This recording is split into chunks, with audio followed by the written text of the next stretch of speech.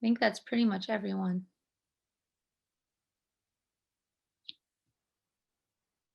Okay, well, I'll get started, just so I don't take up any more of your time tonight. So I'm Katie Reamer. I'm going to be coaching this season. Can you just give me a thumbs up if you can hear me okay? Wonderful. It works so much better when there's audio. Um, so I'll just start by giving you a little bit about myself.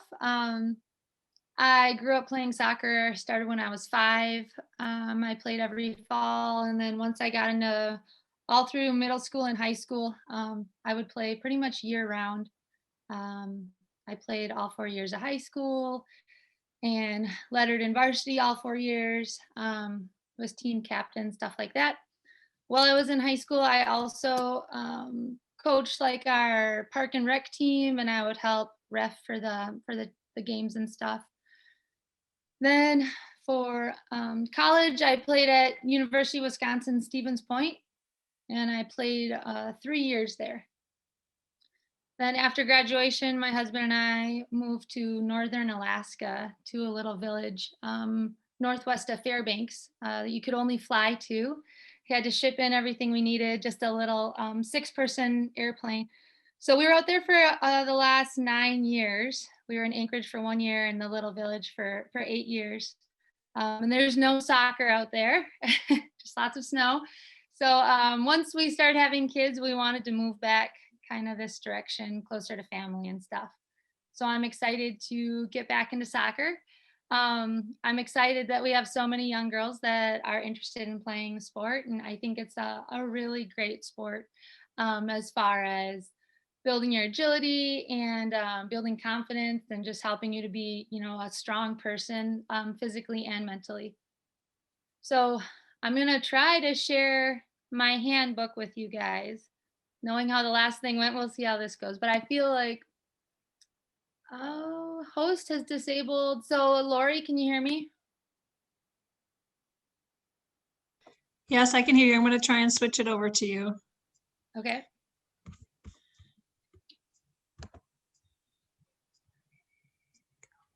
Okay, I'm going to make you the host. Okay. Okay, you should have it now. Okay. And there's this. Okay. Can you guys see that? Okay. So as I'm going along, if you have a question or a comment, you can either write it in the chat box. You can try to stop me, or of course, you can always just email me later on, and we can talk about anything you're confused on. So I think kind of what we're going for this year is to just, get a team started, get our program figured out, and kind of just get it set up so that we're ready to be a varsity team. This year we're a JV team, so just kind of creating a good firm foundation that we'll have ready for when our team grows and we start with the varsity team, hopefully next year if we're ready for that. My expectations for the players this year are just that when you show up for practice, when you show up for games, that you're ready, that you're trying your hardest, you're hydrated, you've taken care of yourself, and you're ready to work hard, because we do have a lot of work to do this year. I expect you to treat everyone with respect. Your teammates, myself, refs, any adults that are helping out to and from games, anything like that. You're representing NFV's first girls soccer team, which is it's actually a pretty big honor in my opinion. What an awesome experience that you get to be a part of, starting a sports team for a school.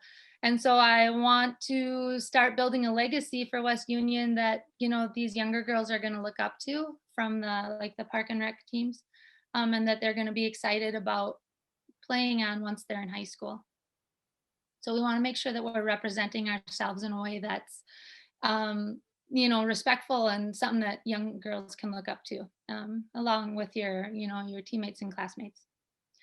Of course, on our team, there's going to be absolutely no bullying, no hazing of any type. You're going to show respect to coaches, refs, any adults that interact at all times. There's no need for swearing on the field, definitely not at adults. Of course, I understand that sometimes it slips up in certain situations, but we want to make sure that you, of course, have that under control. And I know my last rule looks really funny, but you will not be changing clothes on the field. You can come prepared, and we don't need to be switching from a t-shirt to a jersey out on the field. Um, that kind of goes along with just, we're a strong group of girls, and we don't need to be. Anyways, we're gonna move on. Just come prepared. The goals for this year, my personal goals are that we would achieve a proficient ability level in our foundational skills. We're gonna gain a good, strong understanding of the rules of the game, and then create a team that works as a unit, that's ready for younger girls coming in, and that we have some strong mentors on the team, and that we all get along and respect each other. I know that we only have a week till practice starts, so hopefully you girls already have some of your equipment that you need. You're going to need shin guards, and they do need to be approved by the National Operating Committee on the standards for athletic equipment, which I think I looked at stuff in the store and they all, pretty much all of them are. If you maybe have a really old pair of shin guards that you had from somewhere, you might just want to check.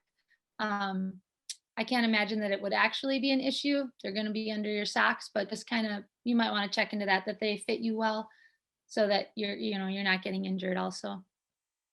You're going to need a pair of cleats. Make sure that they're soccer cleats. Softball cleats, stuff like that won't work.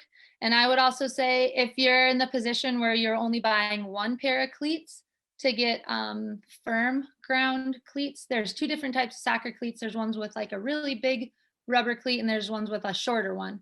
And the shorter ones work on both types of ground, but the soft ground is really hard on a hard ground field, and you end up twisting your ankles. So if you're only buying one pair of cleats, get the hard ground or the firm ground pair. I think most of you already purchased socks. They're available in the office. You need a pair of white socks, and I believe they are blue socks that are in the office to go along with our jerseys. If you've already purchased other socks, obviously you can wear them for practice, but for our away jerseys, you'll be in white socks, and for our home jerseys, you'll be in blue socks. We're going to be practicing on the practice football field. I originally thought we would start at 4, but for those of you who don't know, I work down at Starmont Elementary, and I got permission to leave there early, like right when the students leave. But even if I leave at 3:30, it's pretty tough for me to get to the field at 4. So if everyone's okay with it, I think I'd like to switch practice a little later, 4:15 to 6. If you feel like that's not going to work for you guys, please email me. I know that the boys practice, they're also going until 6. So I feel like if we push it to 4:15, I can get there on time and I'll be prepared. And the girls won't just be, waiting day after day for me to show up.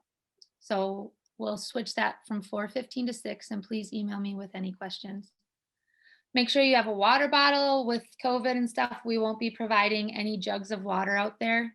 Maybe I can try to bring a fresh gallon from the store every day, but make sure that you're prepared with water bottle. For practice, you want to bring shin guards, socks, cleats. I like my girls to practice in shin guards, just because if you're practicing hard and you're, going at your fullest level, you are definitely going to be getting kicked in the shins and stuff. So you want to make sure you have on all of your equipment. I do not want you to practice in spaghetti straps. Cut off t-shirt is fine with me. But please make sure you're not showing up in anything low cut where you're not going to be able to run hard and get a full workout in. As far as coming to practice, leaving practice early, you won't need to drive to practice. Ignacio and I had talked possibly about joining groups with the boys sometimes, because the practice football field doesn't have a goal for us to shoot on, whereas the middle school field does. So if we were to try to join them over there or use half of their field, you would have to get to the middle school, but there is a shuttle that will get you over there. So if we decide to do that, I'll make sure to communicate ahead of time so that you know to take the shuttle that day. Of course, the normal stuff, you want to make sure that we're going to make sure that after we practice, our field is clean, make sure that we're hustling during practice. It is kind of a shorter practice. It's going to be about an hour, 45 minutes. So we don't want to spend a lot of time talking and those things. We want to make sure that we're working hard and getting prepared for our games. When it comes to our games, so far, most of our games are going to be away. It kind of has to do with our field setting and who we're playing. So for the away games, let's make sure that we're ready to get on the bus. You have all your stuff prepared. You're ready to travel. You will need a mask for traveling, and we'll talk about that during the COVID section. Want to make sure that we're respecting adults while we travel. Respect the bus driver, and you do need to travel to and from the game with us. And maybe Lori can correct me, but I believe if you have like a written permission from parent, or if I know, you may be able to travel separate on the way home. So you'd have to check out with the coach if you're going to leave. You can only leave with your parents. If you are planning to leave with a different set of parents, I will need an email from both parents in order to approve that. Okay, so that's that for you. I lost my babysitter. Guys, go get that. Quick, I'm almost done. One sec here. Okay, parents. So I am new to the whole coaching situation, so I'm sure at some times you may feel like maybe there's something that I've left out, or you'll have some things you'd like to talk to me about. I'm totally open to you talking with me. I would just ask that you do try to follow sort of a 24-hour concern policy, where if it is something where you're frustrated with me, that you give yourself some time to think about it, to formulate what you want to talk to me about, and then we can discuss it over the phone, in person, or through email. I would also ask just that if you do want to talk to me, to not do it during practice time, because that time is so valuable. Other than that, just please know I'm very approachable. I know that I'm new to this, and I'll definitely take any of your input. So let me know if you have questions on that. For our end of season awards, because we are a JV team, we don't have any letters to offer you. There's no JV lettering. When we switch to varsity, obviously that'll change. So my plan for end of season awards will be most valuable player, most improved player, and the sportsmanship award. Let me know if you have any other creative ideas. I'm totally open to that. Team captains, our first practice, or I think it'll be during our first practice. I wanted to try to squeeze in a meeting with the girls, but I think that we could do that on Monday, and that would be fine.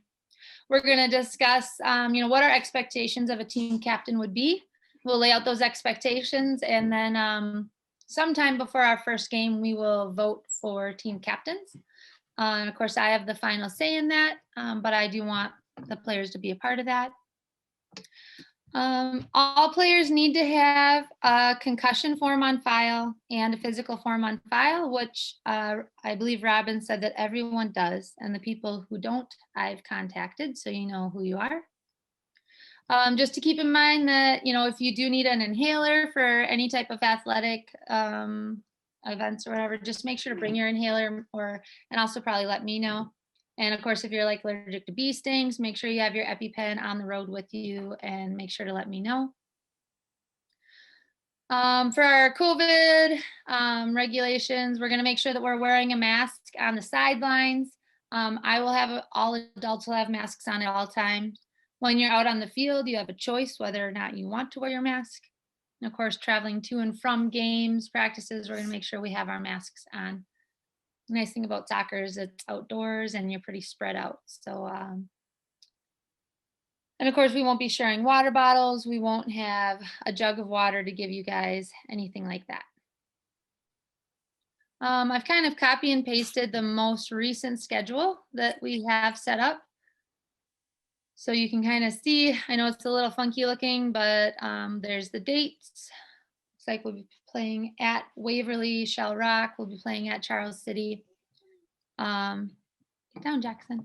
The Charles City game I believe we're trying to get at Upper Iowa, but we're not sure if they'll let us play there or not. So we'll let you know that as soon as we can. We would be scrimmaging. There'd be both a boys and a girls scrimmage.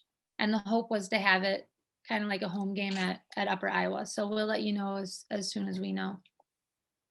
That's what we have so far. I know we're trying to get a few more. We'd like to get up to like 8 or 9 games. So we'll see what we can figure out.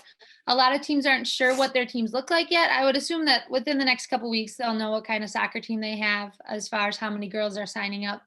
And hopefully we can line up a few more games. Good. So that's all I have for you. If you have any questions, I'm happy to talk to you right now about it. Otherwise, I'm also happy to email you. I'm sure my kids are distracting you right now, so.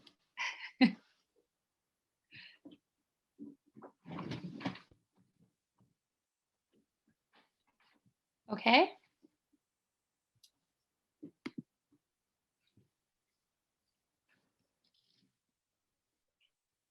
If there's no questions, I think I can let you go.